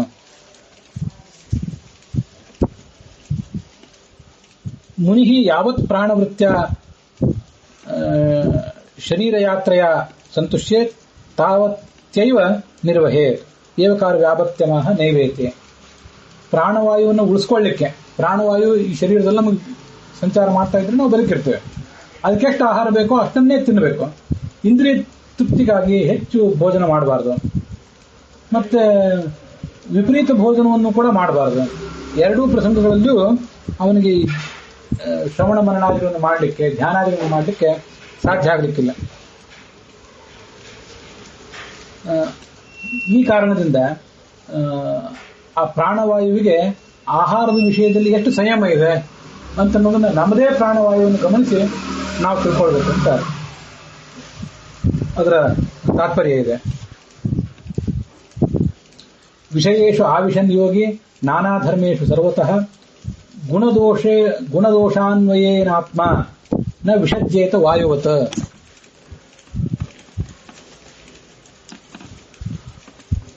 ಈ ಶ್ಲೋಕದ ಅರ್ಥವನ್ನು ನೋಡೋದಕ್ಕಿಂತ ಮುಂಚೆ ಹಿಂದಿನ ಶ್ಲೋಕದಲ್ಲಿ ಏನು ಬಂತಲ್ಲ ಆಹಾರದ ಬಗ್ಗೆ, ಅದನ್ನೆಲ್ಲ ಪ್ರಮೇಯ ಚಂದ್ರಿಕಾಂತ ವ್ಯಾಖ್ಯಾನದಲ್ಲಿ ಏನು ಹೇಳಿದ್ದಾರೆ ಅಂತ ನೋಡಬೇಕು. ಸರ್ವಥಾ ಅದನಾಭಾವಾತ್ ಜ್ಞಾನಂ ಲುಪ್ಯತೆ. ಭೋಜನವೇ ಮಾಡದೆ ಹೋದರೆ ಜ್ಞಾನ ಲುಪ್ತ ಆಗಿಬಿಡ್ತದೆ, ಮಾತಾಡಲಿಕ್ಕೆ ಬರೋದಿಲ್ಲ, ತುಂಬಾ ಆಯಾಸ ಆಗಿ ಮನನ ಧ್ಯಾನ ಇತ್ಯಾದಿ ಎಲ್ಲ ಲುಪ್ತ ಆಗಿಬಿಡ್ತವೆ. ಯಾಕೆಂದ್ರೆ ಅನ್ನಮಯಂ ಹಿ ಸೌಮ್ಯ ಮನಃ ಇತ್ಯುಕ್ತೇ. ಛಾಂದೋಗ್ಯ ಉಪನಿಷತ್ನಲ್ಲಿ ಮನಸ್ಸು ಅಂದ್ರೆ ಏನು? ಅನ್ನದ ಪರಿಣಾಮವೇ ಮನಸ್ಸು ಅಂತ ಹೇಳ್ತಾರೆ. ಅಲ್ಲಿ ಛಾಂದೋಗ್ಯ ಉಪನಿಷತ್ನಲ್ಲಿ ಹೇಳೋ ಪ್ರಕಾರ ಅನ್ನಮಶಿತಂ ತ್ರೇಧಾ ವಿಭಜ್ಯತೆ. ನಾವು ತಿಂದ ಅನ್ನ 3 ವಿಧವಾಗಿ ವಿಭಕ್ತ ಆಗ್ತದಂತೆ. ಸ್ಥೂಲ ಭಾಗ ಏನಿದೆ ಅದು ಮಲವಾಗಿ ಪರಿಣಾಮ ಹೊಂದುತ್ತದೆ. ಸ್ಥವಿಷ್ಠೋ ಭಾಗ ತನ್ಮಲಂ, ಮಧ್ಯಮೋ ಭಾಗ ಏನಿದೆ ರಕ್ತ ಮಾಂಸಾದಿಗಳಾಗ್ತದೆ. ಸೂಕ್ಷ್ಮ ಭಾಗ ಮನಃ ಅಂತ ವರ್ಣಿಸ್ತಾರೆ. ಆದ್ರಿಂದ ಆಹಾರ ಅಂತ ಅನ್ನೋದು ಬಹಳ ಮುಖ್ಯ. ಅಧಿಕ ಅದನೇಚ ಮನ ಉತ್ಸೇಕೇನ ವಿಷಯ ಪ್ರಕ್ಷೇಪೋ ಜಾಯತೆ. ವಿಪರೀತ ಭೋಜನ ಮಾಡಿಬಿಟ್ರೆ ಮನಸ್ಸು ಕೂಡ ವಿಕ್ಷಿಪ್ತ ಆಗಿಬಿಡ್ತದೆ. ವಿಪರೀತ ಊಟ ಮಾಡೋದು ಆಯ್ತು, ಕೆಟ್ಟ ಪದಾರ್ಥಗಳನ್ನು ತಿನ್ನೋದು ಆಯ್ತು, ಮನಸ್ಸು ಬೇರೆ ಬೇರೆ ಕಡೆ ಎಲ್ಲೋ ಹರಿದು ಜ್ಞಾನ ಕಾರ್ಯ ಮಾಡಲಿಕ್ಕೆ ಅವಕಾಶ ಇಲ್ಲದಂತಾಗಿಬಿಡ್ತದೆ ಅಂತ ಅದರ ಅಭಿಪ್ರಾಯ ಆಗ್ತದೆ. ವಿಷಯ ವಿಕ್ಷೇಪೋ ಜಾಯತೆ. ನಾತ್ಯಷ್ಟತಸ್ತು ಯೋಗೋಸ್ತಿ ನಚೈಕಾಂತ ಮನಷ್ಣತಃ ಉಕ್ತೇ. ಭಗವದ್ಗೀತಾದಲ್ಲಿ ಆ ಮಾತು ಬಂದಿದೆ. ಅಥೋ ಯಥಾ ಜ್ಞಾನಂ ನ ನಶ್ಯೇತ್ ತಥಾ ಮನೋ ಯಥಾ ನ ವಿಕೀರ್ಯೇತ ತಾದೃಶ ಏವ ಅದನಾದ್ಯುಕ್ತ ಪ್ರಾಣ ವೃತ್ತೇವ ತುಷ್ಯೇದಿತ್ಯರ್ಥಃ. ಮತ್ತೆ ಇದು ಶ್ರೀನಿವಾಸ ತೀರ್ಥರ ವ್ಯಾಖ್ಯಾನದಲ್ಲಿ ಬಂದಿರುವಂತೆ ಮನೋವಿಕ್ಷೇಪಕರಾಣಿ ಚ ದ್ರವ್ಯಾಣಿ ನ ಸೇವೇತ. ಮನಸ್ಸನ್ನು ಚಂಚಲಗೊಳಿಸುವಂತ ಪದಾರ್ಥಗಳನ್ನ ಯಾವತ್ತೂ ಕೂಡ ಮನುಷ್ಯ ಸೇವಿಸಬಾರದು ಅಂತ ಅರ್ಥ. ಇದು ವಾಯುವಿನ ಮೂಲಕ ನಾವು ತಿಳ್ಕೊಳ್ಬೇಕಾದದ್ದು. ಅದು ಆ ಹಿಂದಿನ 39ನೇ ಶ್ಲೋಕಕ್ಕೆ ಸಂಬಂಧಪಟ್ಟದ್ದು. ಮತ್ತೆ ಇನ್ನೊಂದು ಈ ವಾಯುವಿನ ಗುಣ ಏನು, ಅದು ಈಗ ನಾವು 40ನೇ ಶ್ಲೋಕದಲ್ಲಿ ನೋಡಬೇಕಾದದ್ದು. ಅನೇಕ ಪದಾರ್ಥಗಳ ಸಂಪರ್ಕಕ್ಕೆ ಬರ್ತದಲ್ಲ ವಾಯು. ಆದ್ರೆ ಆ ಬೇರೆ ಬೇರೆ ಪದಾರ್ಥಗಳಲ್ಲಿ ಎಲ್ಲಾ ಕಡೆ ಅದು ಹಾದು ಹೋದ್ರೂ ಕೂಡ ಆ ಪದಾರ್ಥದ ದುಷ್ಪರಿಣಾಮಗಳಿಗೆ ಆ ವಾಯು ಗುರಿಯಾಗೋದಿಲ್ಲ. ಅದು ಸುಗಂಧ ಭರಿತವಾದ ಪದಾರ್ಥಗಳ ಮೇಲೆ ಹಾದು ವಾಯು ಬೀಸಿ ಬಂದರೆ ನಮಗೆ ಸುಗಂಧದ ಅನುಭವ ಆಗುವುದು, ಹಾಗೆ ದುರ್ಗಂಧದ ಅನುಭವ ನಮಗಾಗಬಹುದು. ಆದ್ರೆ ವಸ್ತುತಃ ಆ ದುರ್ಗಂಧವಾಗಲಿ ಸುಗಂಧವಾಗಲಿ ಮತ್ತೇನೇ ಆಗಲಿ ವಾಯುವಿಗೆ ಅಂಟಿಕೊಳ್ಳೋದಿಲ್ಲ. ತಾತ್ಕಾಲಿಕವಾಗಿ ನಮಗೆ ತಂದು ಮುಟ್ಟಿಸ್ತದೆ ಹೊರತು ವಾಯು ಅದರ ಲೇಪಕ್ಕೊಳಗಾಗೋದಿಲ್ಲ. ಹಾಗೆ ಯೋಗಿಯೂ ಕೂಡ ನಾನಾ ಥರದ ವಿಷಯಗಳನ್ನ ಉಣ್ಣುವಂತ ಪ್ರಸಂಗ ಬರಬಹುದು ಈ ಜಗತ್ತಿನಲ್ಲಿ. ಶೀತ, ಉಷ್ಣತ್ವ ಇತ್ಯಾದಿಗಳು. ವಾಯು ಕೆಲವು ಬಾರಿ ಉಷ್ಣವಾಗಿರ್ತದೆ, ವಾಯು ಕೆಲವು ಬಾರಿ ಶೀತವಾಗಿರ್ತದೆ. ಅದೇ ಥರ ಈ ವ್ಯಕ್ತಿಗೂ ಕೂಡ ನಾನಾ ಥರದ ವ್ಯತ್ಯಾಸಗಳನ್ನು, ಏರುಪೇರುಗಳನ್ನು ಅನುಭವಿಸುವಂತಹ ಪ್ರಸಂಗ ಬರಬಹುದು. ಆದರೆ ಅವನು ಅದು ಯಾವುದಕ್ಕೂ ಕೂಡ ಅಂಟಿಕೊಳ್ಳಬಾರದು, ಅದರಿಂದ ಅವನು ವಿಚಲಿತನಾಗಬಾರದು. ವಾಯು ಹೇಗೆ ವಿಚಲಿತ ಆಗೋದಿಲ್ವೋ ಹಾಗೆ ನಾವು ಕೂಡ ವಿಚಲಿತರಾಗಬಾರದು ಅಂತನ್ನೋದನ್ನು ಅದು ತಿಳಿಸ್ತದೆ. ಯಥಾ ವಾಯು ಗಂಧೈ ಸುರಭ್ಯಸುರಭಿ ಗಂಧೋಪೇತೈ ಪುಷ್ಪಾವಯವೈ ಶುದ್ಧಾದಿ ಪಾರ್ಥಿವ ಪದಾರ್ಥೈ ಸಂಬದ್ಧೋಪಿ. ಯಾವುದೇ ಪಾರ್ಥಿವ ಪದಾರ್ಥಗಳ ಸಂಪರ್ಕಕ್ಕೆ ಬಂದರೂ ಕೂಡ ವಾಯು ನಲಿಪ್ಯತೆ, ವಾಯುವಿಗೆ ಅದರ ಲೇಪವೇ ಆಗೋದಿಲ್ಲ. ಹೀಗೆ ವಾಯು ನಿರ್ಲಿಪ್ತವಾಗಿರ್ತದೆ ಅಂತ ಅನ್ನೋದನ್ನ ನಾವು ಕಲ್ತ್ಕೋಬೇಕು ಅಂತ ಅಲ್ಲಿ ವರ್ಣಿಸ್ತಾರೆ. ಮತ್ತೊಂದು 41ನೇ ಶ್ಲೋಕದಲ್ಲಿ ಹೇಳ್ತಾರೆ, ಪಾರ್ಥಿವೇಶ್ವಿಹ ದೇಹೇಶು ಪ್ರವಿಷ್ಟ ತದ್ಗುಣಾಶ್ರಯ ಗುಣೈರ್ನಯುಜ್ಯತೆ ಯೋಗಿ ಗಂಧೈ ವಾಯುರಿವ ಆತ್ಮಧೃಕ್.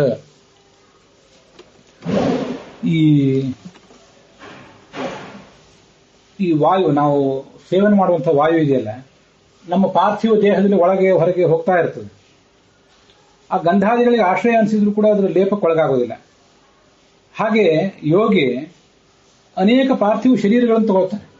ಹುಟ್ಟಬೇಕು, ಸಾಯಬೇಕು, ಮತ್ತೊಮ್ಮೆ ಹುಟ್ಟಬೇಕು, ಮತ್ತೊಮ್ಮೆ ಸಾಯಬೇಕು, ಇಷ್ಟನ್ನೆಲ್ಲ ಮಾಡಿದ್ರೂ ಕೂಡ ಆ ಜನನ ಮರಣ ಇದಕ್ಕೆ ಆಶ್ರಯವಾದಂತಹ ಈ ಶರೀರವನ್ನು ಪಡ್ಕೊಂಡ್ರೂ ಕೂಡ ಅವನು ಸ್ವಯಂ ನಿರ್ಲಿಪ್ತನಾಗಿರ್ತಾನೆ. ಇನ್ನ ಮುದುಕನಾದೆ ಅಂತ ದುಃಖ ಪಡೋದಿಲ್ಲ, ಸಾಯಬೇಕಾದ ಪ್ರಸಂಗ ಬಂದಿದೆ ಅಂತ ಅವನು ಸಂಕಟನೂ ಪಡೋದಿಲ್ಲ. ಅವನ್ನೆಲ್ಲ ತುಂಬಾ ನಿರ್ಲಿಪ್ತವಾಗಿ ಅವನು ತಗೋತಾನೆ. ವಾಯುವಿನಂತೆ ಅವನು ಅದನ್ನ ಸ್ವೀಕರಿಸ್ತಾನೆ ಅಂತ ಅದರ ಅಭಿಪ್ರಾಯ ಇದೆ.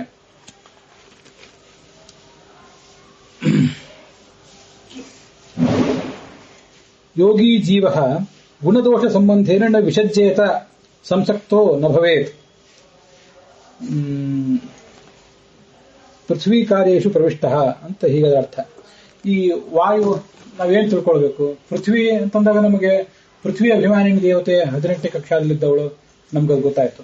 ವಾಯು ಅಂದ್ರೆ ಪ್ರವಾಹ ವಾಯು ಅಂತ ತಿಳ್ಕೊಳ್ಬೇಕು. ಎಲ್ಲದಕ್ಕಿಂತ ಹೆಚ್ಚಾಗಿ ವಾಯು ಅಂತಂದ್ರೆ ಮುಖ್ಯವಾಯು ಇದ್ದಾನೆ. ಅವನು ಈ ಎಲ್ಲ ಅನೇಕ ಪಶುಗಳು, ಪಕ್ಷಿಗಳು, ಪ್ರಾಣಿಗಳು ಇವರೆಲ್ಲರ ಶರೀರದಲ್ಲಿ ತಾನು ಪ್ರವೇಶ ಮಾಡಿ ಆ ಎಲ್ಲಾ ಶರೀರಗಳನ್ನ ನಾನಾ ಥರದ ಚೇಷ್ಟೆಗೆ ಒಳಪಡಿಸ್ತಾ ಇದ್ದಾನೆ. ತಾನು ಮಾತ್ರ ನಿರ್ಲಿಪ್ತನಾಗಿದ್ದಾನೆ. ಅವನ ಆ ಗುಣವನ್ನ ನಾವು ಅನುಸಂಧಾನ ಮಾಡಬೇಕು.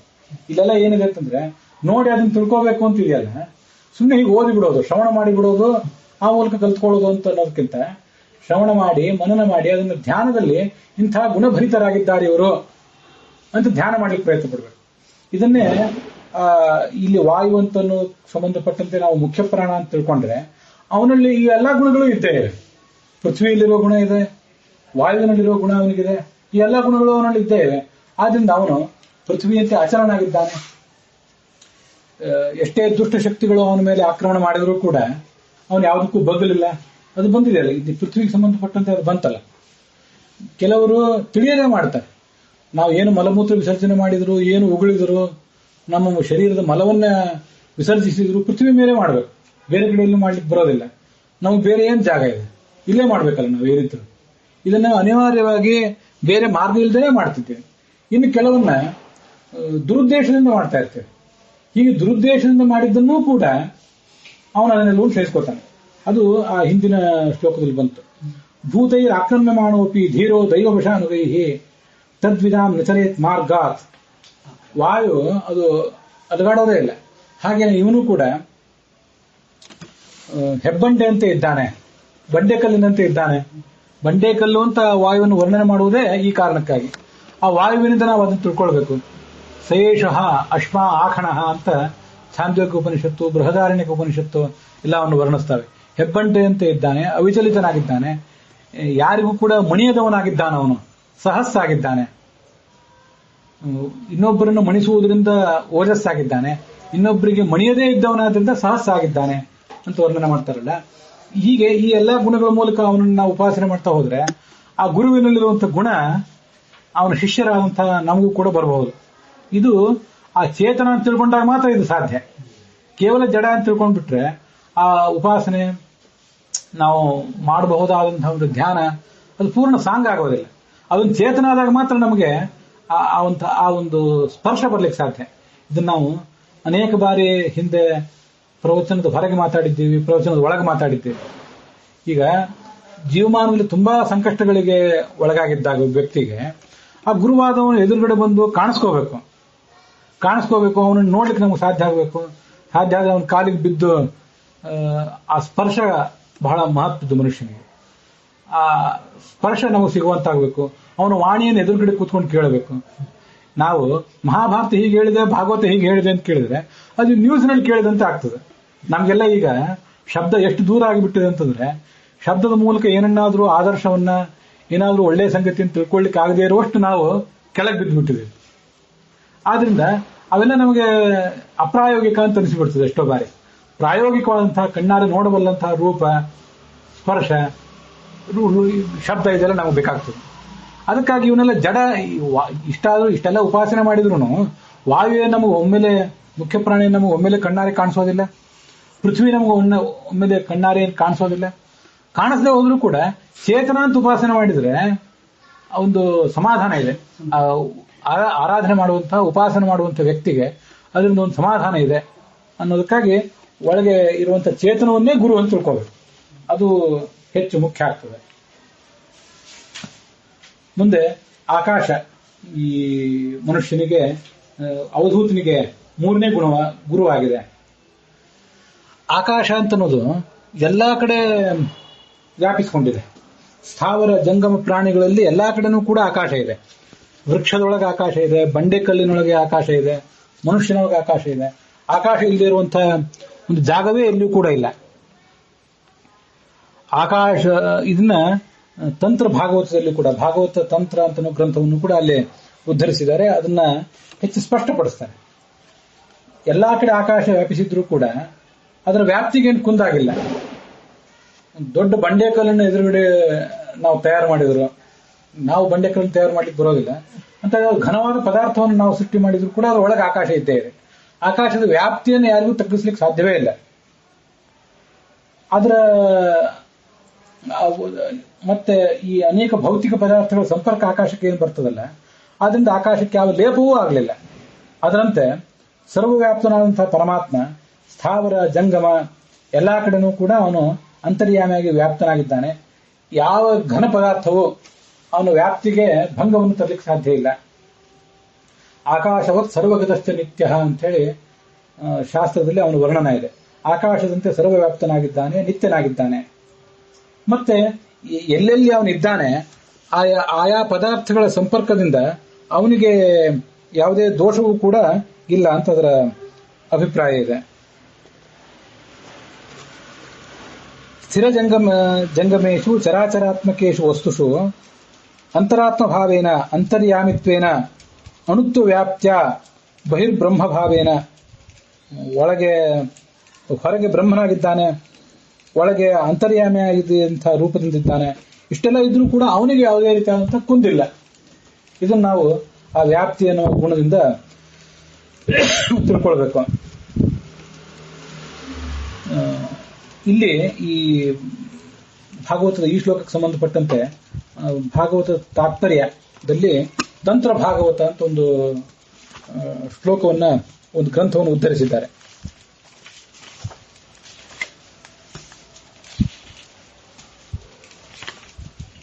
ಜೀವಾಂತರ್ಯಾಮಕೋ ವಿಷ್ಣು ಆತ್ಮನಾಮ ಸಮೀರಿತಃ ತಸ್ಯ ತು ಬ್ರಹ್ಮರೂಪತ್ವಾತ್ ಬಹಿರಂತಸ್ತಥೈವ ಚ ಪಶ್ಯೇದ್ ಆಕಾಶವದ್ವ್ಯಾಪ್ತಿಂ ಅಸಂಗತ್ವಂ ಚ ನಿತ್ಯಶಃ ಇತಿ ತಂತ್ರ ಭಾಗವತೆ. ಜೀವನ ಒಳಗೆ ಏನಿದ್ದಾನಲ್ಲ ಭಗವಂತನ ರೂಪ ಇದೆಯಲ್ಲ, ಇದಕ್ಕೆ ಅಂತರ್ಯಾಮಿ ಅಂತ ಅರ್ಥ. ಇದಕ್ಕೆ ಆತ್ಮ ಅಂತ ಹೆಸರು, ಒಳಗಿರುವ ರೂಪಕ್ಕೆ ಆತ್ಮ ಅಂತ ಹೆಸರು. ಅವನೇ ಬ್ರಹ್ಮ ಅನ್ನೋ ರೂಪದಿಂದಲೂ ಕೂಡ ಇದ್ದಾನೆ.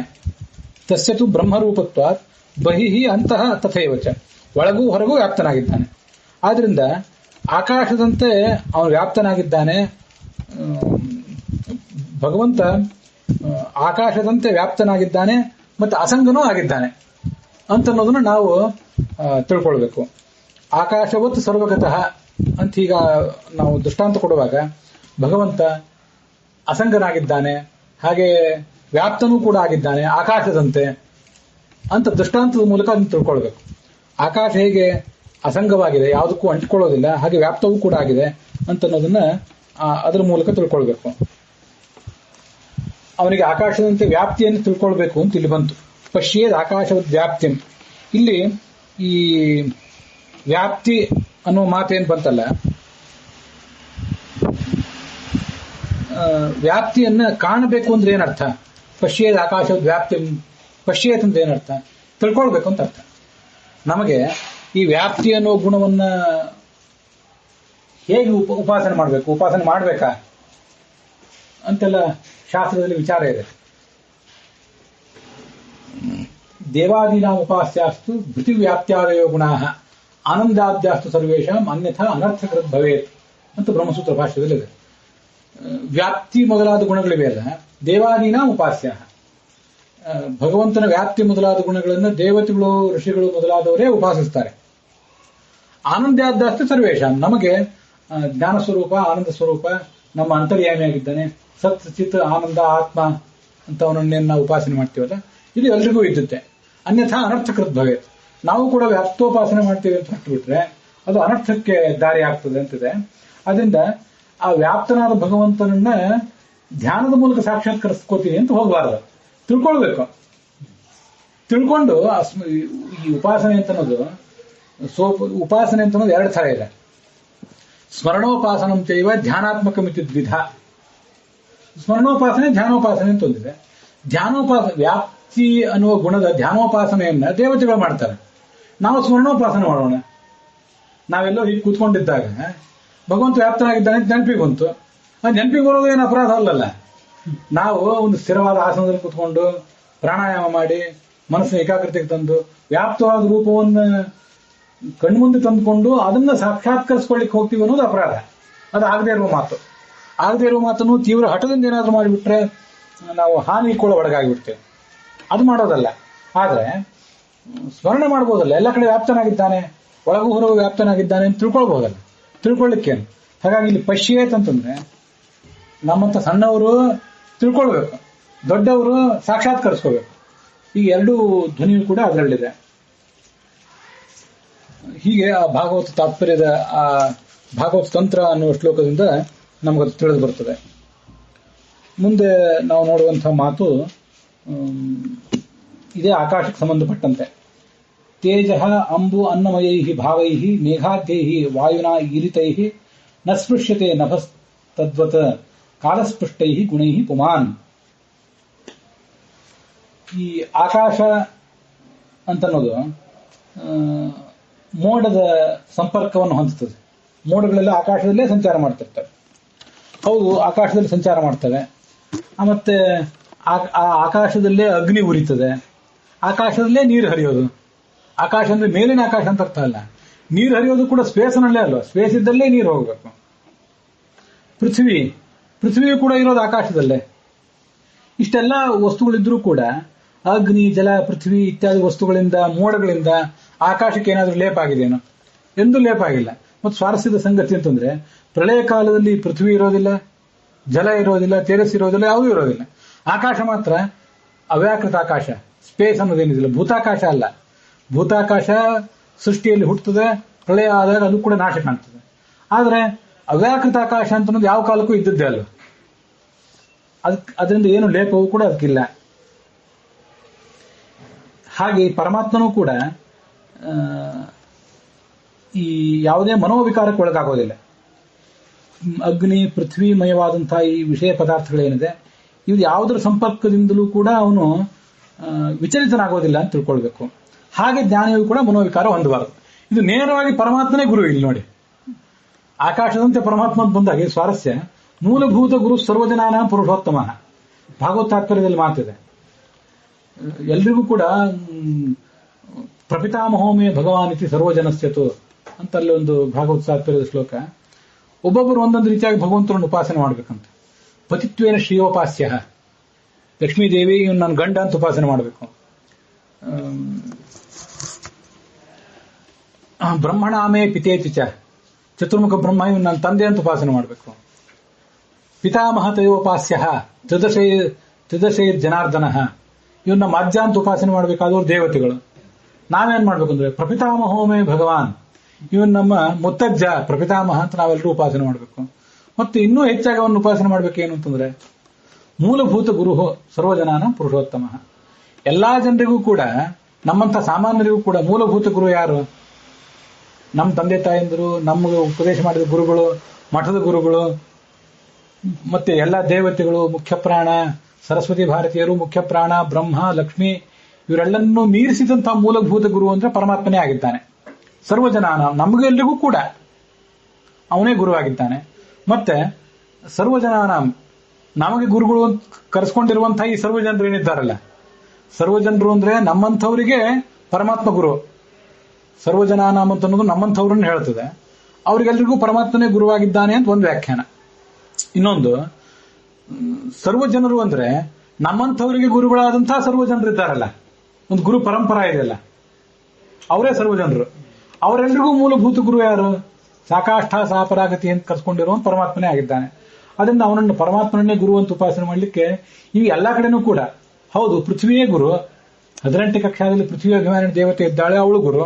ಅವಳ ಅಂತರ್ಯಾಮಿಯಾಗಿ ಪರಮಾತ್ಮ ಇದ್ದಾನೆ, ಅವನು ಗುರು ಆಗಿದ್ದಾನೆ. ಇದು ನಾವು ಆ ದೇವತೆಯನ್ನು ಕಾಣಬೇಕು, ದೇವತೆಯೊಳಗಿರುವಂತಹ ಪರಮಾತ್ಮನನ್ನು ಕಾಣಬೇಕು. ಅದು ಹೆಚ್ಚಿನ ಮಹತ್ವದ್ದು. ಮೂಲಭೂತ ಗುರು ಸರ್ವಜನಾನಾಂ ಪುರುಷೋತ್ತಮ ಅಂತ ಭಾಗವತದಲ್ಲಿ ಬಂದದನ್ನು ಜೋಡಿಸ್ಕೊಂಡ್ರೆ ಪೃಥ್ವಿ, ಜಲ, ವಾಯು ಇವೆಲ್ಲಾ ಗುರುಗಳಿಗೂ ಮೂಲಭೂತ ಗುರು ಯಾರಂದ್ರೆ ಪರಮಾತ್ಮನೇ ಗುರು. ಜ್ಞಾನಾಯ ವಿದ್ಯಾ ಗುರವೇ ನಮೋ ನಮಃ ಅಂತ ಭಾಗವತದಲ್ಲಿ ವರಾಹರೂಪಿಯಾದ ಭಗವಂತನನ್ನ ನೀನು ಜ್ಞಾನ ಸ್ವರೂಪನಾಗಿದ್ದಿ, ವಿದ್ಯಾಗುರುವಾಗಿದ್ದಿ ಅಂತ ಅವನ್ನ ವರ್ಣನೆ ಮಾಡಿದ್ದು ಭಾಗವತದಲ್ಲೇ ಇದೆ. ಹೀಗೆ ಅವನೇ ಮೂಲಭೂತ ಗುರುವಾಗಿದ್ದಾನೆ.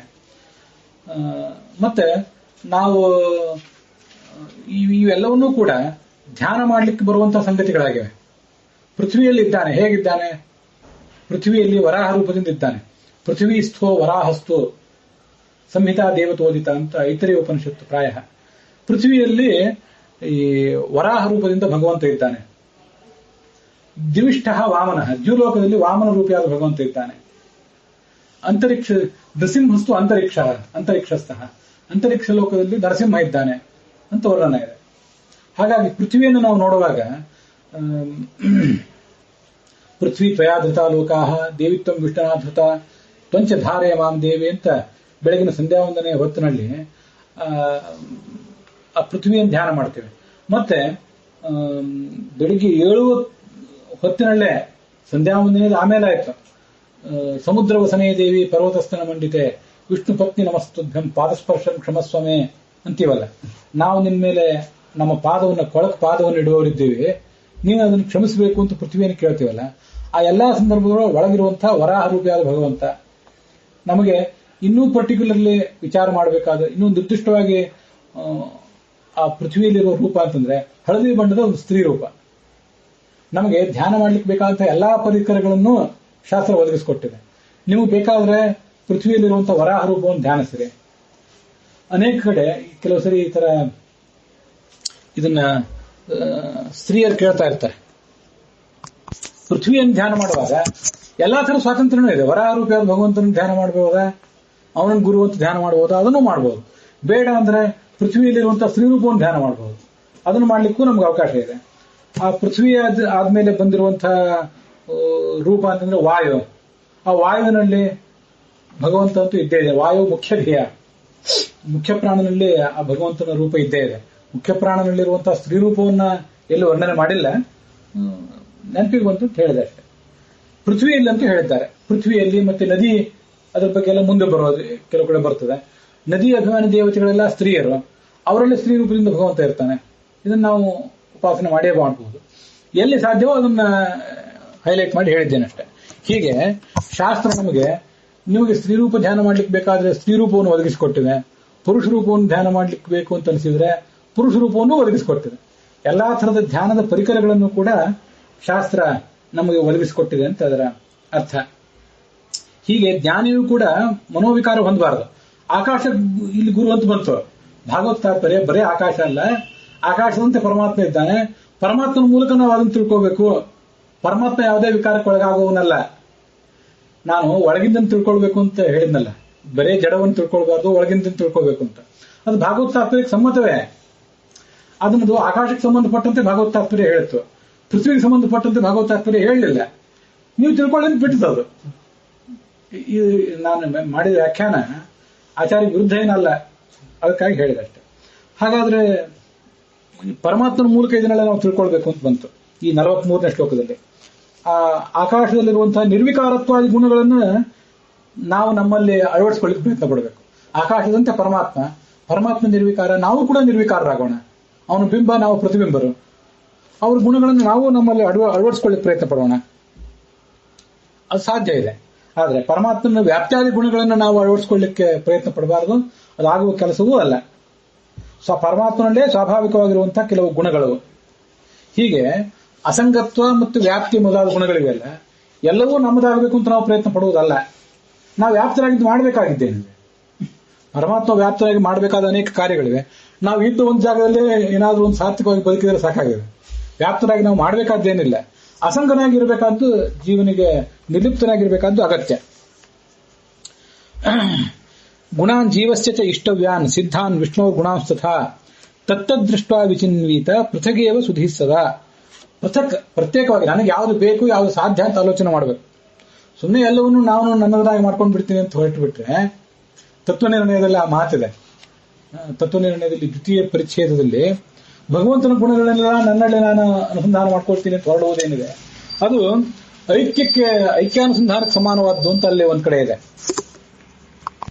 ಹೀಗೆ ತತ್ವನಿರ್ಣಯ ಟೀಕಾದಲ್ಲಿದೆ, ಪರಮಾತ್ಮ ಲಕ್ಷಣಾಭಿಮಾನೇ ತದೈಕ್ಯ ಪ್ರಾಪ್ತೇ. ಐಕ್ಯವನ್ನ ನಾವೆಲ್ಲ ಪರಮಾತ್ಮನಿಂದ ಏಕರು ಅಂತ ನಾವು ಅನ್ಕೊಂಡಿಲ್ಲ ಯಾವತ್ತು. ಆದ್ರೆ ಅದಕ್ಕೆ ಸಮಾನವಾದ ಒಂದು ಅಪರಾಧ ಮಾಡ್ತಿದ್ದೀವಿ. ಏನಂದ್ರೆ ಪರಮಾತ್ಮನ ಸ್ವಾತಂತ್ರ್ಯವನ್ನು ನಮ್ಮದು ಅಂತ ತಿಳ್ಕೊಂಡ್ಬಿಡ್ತೇವೆ. ನಮ್ಮನ್ನ ಯಾರು ಕೇಳೋರು, ನಾವು ಹಾಗೆ ಮಾಡ್ತೀವಿ ಹೀಗೆ ಮಾಡ್ತೀವಿ ಅಂತ ಅನೇಕ ಬಾರಿ ತಿಳ್ಕೊತಿರ್ತೇವೆ. ಶ್ವೇತಕೇತು ನಾನು ಮಹಾಮನಃ, ಎಲ್ಲವನ್ನೂ ಓದಬೇಕಾದ ಎಲ್ಲವನ್ನೂ ಓದಿದ್ದೇನೆ, ಅನೂಚಾನಮಾನಿ, ನಾನು ದೊಡ್ಡ ಪಂಡಿತನಾಗಿದ್ದೇನೆ, ಯಾರಿಗೂ ನಾನು ಮಣಿಬೇಕಾಗಿಲ್ಲ ಅಂತ ಅವನನ್ನು ತಿಳ್ಕೊಂಡ್ಬಿಟ್ಟಿದ್ದ. ಇವೆಲ್ಲ ಪರಮಾತ್ಮನ ಲಕ್ಷಣಗಳಿವು. ಸ್ವಾತಂತ್ರ್ಯೇಣ ಅವಿಜ್ಞಾಯ ಅಹಮೇವ ಅನೂಚಾನತ್ವಾದಿ ಗುಣ ಸ್ವಾತಂತ್ರ್ಯೇಣ ಇತಿ ವಿಜ್ಞಾಯ. ಈ ಎಲ್ಲ ಗುಣಗಳು ನನ್ನಲ್ಲಿದೆ, ಹೌದು, ಪರಮಾತ್ಮನಿಂದ ಬಂದಿದೆ ಅಂತ ತಿಳ್ಕೊಂಡಿದ್ರೆ ಕ್ಷಮ್ಯ ಆಗ್ತಿತ್ತು. ಸ್ವಾತಂತ್ರ್ಯೇಣ ಬಂದಿದೆ ಅಂತ ಅವನು ತಿಳ್ಕೊಂಡ್ಬಿಟ್ಟ. ಇದು ಸಮಸ್ಯೆ. ಯಾಕೆಂತಂದ್ರೆ ಪರಮಾತ್ಮ ಲಕ್ಷಣ ಅಭಿಮಾನೇ, ಪರಮಾತ್ಮನ ಏನು ಲಕ್ಷಣಗಳಿವೆ ಅವುಗಳನ್ನು ನಾವು ನಮ್ಮಲ್ಲಿ ತಿಳ್ಕೊಂಡ್ಬಿಟ್ರೆ ಐಕ್ಯ ಪ್ರಾಪ್ತೇ, ಐಕ್ಯವನ್ನು ಅನುಸಂಧಾನ ಮಾಡಿದಂತೆ ಅಂತ ಜಯತೀರ್ಥರ ವಾಕ್ಯ ಇದೆ ಒಂದ್ ಕಡೆ. ಮತ್ತೊಂದ್ ಕಡೆ ಅಲ್ಲೇ ಹಿಂದೆ ಲಕ್ಷಣಾಭಿಮಾನೋ ನಾಮ ಐಕ್ಯಾಭಿಮಾನೇ. ಪರಮಾತ್ಮ ಲಕ್ಷಣಗಳನ್ನ ನಮ್ಮಲ್ಲಿ ನಾವು ತಿಳ್ಕೊಂಡ್ಬಿಟ್ರೆ ಸ್ವಾತಂತ್ರ್ಯ, ವ್ಯಾಪ್ತಿ ಹೀಗೇನೋ ತಿಳ್ಕೊಳ್ಳಿ. ವ್ಯಾಪ್ತಿನ ಯಾರು ತಿಳ್ಕೊಳ್ಳಲ್ಲ, ವ್ಯಾಪ್ತಿ ತಿಳ್ಕೊಂಡು ಏನಾಗಬೇಕಾಗಿದೆ. ನಮ್ಗೆಲ್ಲರಿಗೂ ಬೇಕಾದ ಸ್ವಾತಂತ್ರ್ಯ, ಸ್ವಾತಂತ್ರ್ಯದ ಬಗ್ಗೆ ನಮ್ ದುರಭಿಮಾನ, ಜ್ಞಾನ, ನಮಗಿರೋ ಸ್ಥಾನಮಾನದ ಬಗ್ಗೆ ಭ್ರಮೆ. ಲಕ್ಷಣಾಭಿಮಾನೋ ನಾಮ ಐಕ್ಯಾಭಿಮಾನೇವ ಅಂತ ತತ್ವನಿರ್ಣಯ ವಾಕ್ಯದಲ್ಲಿದೆ. ಆದ್ರಿಂದ ಆ ಗುಣಗಳನ್ನ ಅನುಸಂಧಾನ ಮಾಡಬಾರದು, ವ್ಯಾಪ್ತಿ ಮೊದಲಾದ ಗುಣಗಳನ್ನ. ಅದು ಐಕ್ಯಾನುಸಂಧಾನಕ್ಕೆ ಸಮಾನವಾದ್ದು. ಅಸಂಗತ್ವ ಅನ್ನೋ ಗುಣವನ್ನು ಮಾತ್ರ ನಮ್ಮ ಬಿಂಬನಾದ ಪರಮಾತ್ಮನಲ್ಲಿ ಅಸಂಗತ್ವವನ್ನು ನಾವು ಚಿಂತನೆ ಮಾಡಿದ್ದಂತೆ ಅದು ನಮಗೂ ಬರಲಿ ಅಂತ ನಾವು ತಿಳ್ಕೊಳ್ಬೇಕು. ಇದು ಲೋಕತಂತ್ರ ಅನ್ನೋ ಗ್ರಂಥದಲ್ಲಿದೆ. ಇಲ್ಲಿಗೆ ಈ 11ನೇ ಸ್ಕಂದದ 7ನೇ ಅಧ್ಯಾಯದ 43ನೇ ಶ್ಲೋಕ ಸಮಾಪ್ತವಾಗಿದೆ. ಇವತ್ತಿನ ಈ ಭಾಗವು ಕೂಡ ಮುಕ್ತಾಯ ಕಂಡಿದೆ.